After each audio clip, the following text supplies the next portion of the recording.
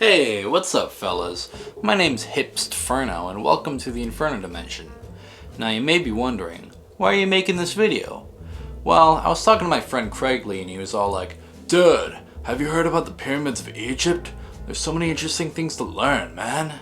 And it's like, of course I've heard about the pyramids of Egypt. I wish I could stop hearing about the pyramids of Egypt. I know them like the back of my hand at this point. Except the back of my hand doesn't have 2.3 million stone bricks. Anyways, we're here to talk about the top 5 most interesting, obscure African monuments. Now you may be wondering, why only top 5?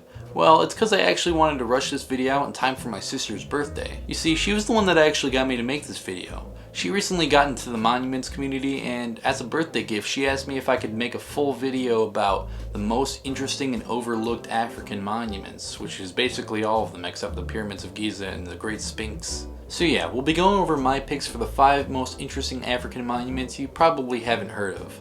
Anything that's on the continent of Africa counts. Anyways, let's get into number 5. Number 5. The obelisk of Aksum. Now, this thing is very well known. I'd say 90% of people know about it, but that's still 10% less than the pyramids of Giza, so it does count. And although this thing is very well known, most people don't know what it was for or what it did. Well, I did some research and found out it's actually a burial marker, and it's not the only one of its kind.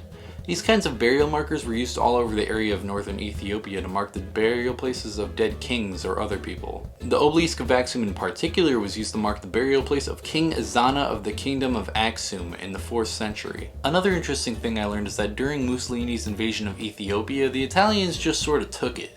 They took it back to Rome and put it up as their own monument, and after World War II they said they would give it back, but they never actually ended up giving it back until 2005. Let me restate that. The Italians took it in the 30s, said they would give it back in the 40s, and actually gave it back in the 2000s. Talk about Italian work ethic. But anyways, I had never heard about that story, which is why it's interesting to learn about these monuments, man. You gotta learn about all of them. All of them. That's why we're moving on to number 4. Actually, first I'm gonna go to sleep because I'm pretty tired, but we'll talk about number 4 when I wake up.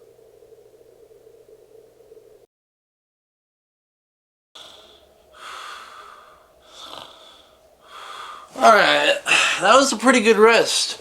Alright, let's get back to making this video. Number 4. The African Renaissance Monument in Senegal.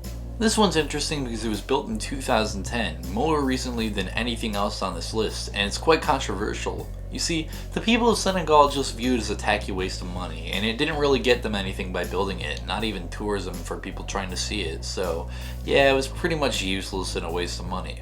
The other interesting thing is that it was built by North Korea, specifically a North Korean company that specializes in building statues for dictatorships, even though Senegal's a democracy, so you know. Other than that, it is the tallest statue in Africa, so it's got that going for it, and it's also made out of bronze, which means if there's enough rain that it'll eventually rust to green like the Statue of Liberty.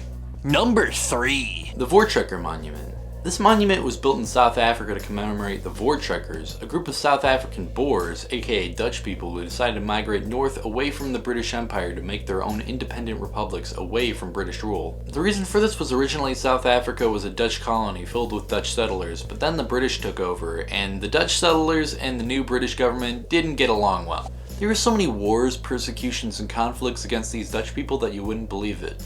Let's just say the Germans did not invent the concentration camp. But yeah, this monument is filled with so many interesting artifacts and art pieces from the history of these people that I would really recommend checking it out if you're interested in this topic at all. Number 2. Great Zimbabwe. And yes, it is called Great Zimbabwe, that's not me giving it a compliment. This place is more of an abandoned city than a monument, but I'd say it still counts. And what's amazing about this place is that it's built entirely out of small stone bricks without the use of mortar, which is the stuff that holds stone walls together. So basically they just stacked bricks until they built this huge city with 11 feet stone walls, and it just worked, and it's still up today. Another cool thing about this place is that it's not actually named after the country of Zimbabwe. It's actually the other way around. The country of Zimbabwe is named after this monument. So basically they thought it was so cool that they named their whole country after it. That's pretty sick if you ask me. Number 1. Alright, we're at the end of the list, and I saved the most obscure for last. The Martyrs Memorial of Algeria.